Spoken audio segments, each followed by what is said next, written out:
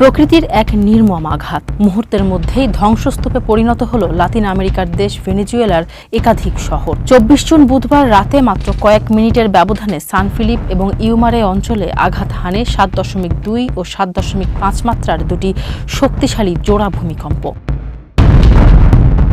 সরকারি হিসাবে এখনো পর্যন্ত প্রাণ হারিয়েছেন ২৩৫ জন। তবে মার্কিন ভূতাত্ত্বিক জরিপ সংস্থা ইউএসজিএস এর আশঙ্কা মৃতের সংখ্যা ১০,০০০ ছাড়াতে পারে।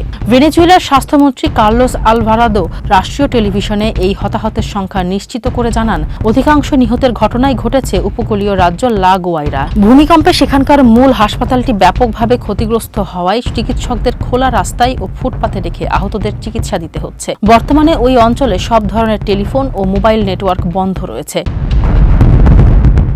ভেনেজুয়েলার এই চরম সংকটে মানবিকতার হাত বাড়িয়েছে প্রতিবেশী দেশগুলো। কলম্বিয়া থেকে ৬৫ জনের একটি বিশেষ উদ্ধারকারী দল ও প্রশিক্ষিত কুকুর নিয়ে প্রথম ফ্লাইটটি ইতোমধ্যেই রওনা হয়েছে। দুর্যোগ মোকাবিলায় প্রস্তুত বলিভিয়া, ব্রাজিল ও উরুগুয়ে। এমনকি রাজনৈতিক মতপার্থক্য ভুলে সহায়তার ঘোষণা দিয়েছে আর্জেন্টিনাও।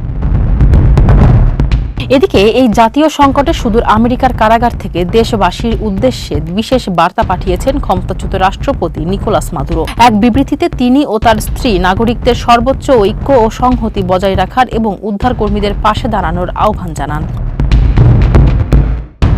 ১.৫ দশক ধরে চলা অর্থনৈতিক মন্দার কারণে এমনিতেই ভঙ্গুর দেশটির পানি, বিদ্যুৎ ও জনসেবা খাত। তার উপর দক্ষ চিকিৎসকদের দেশত্যাগের কারণে তৈরি হয়েছে চরম জনবল সংকট। সব মিলিয়ে একবিংশ শতাব্দীর অন্যতম কঠিন মানবিক বিপর্যয়ের মুখোমুখি এখন ভেনেজুয়েলা। ফারজানা হাসিন, মানবকণ্ঠ।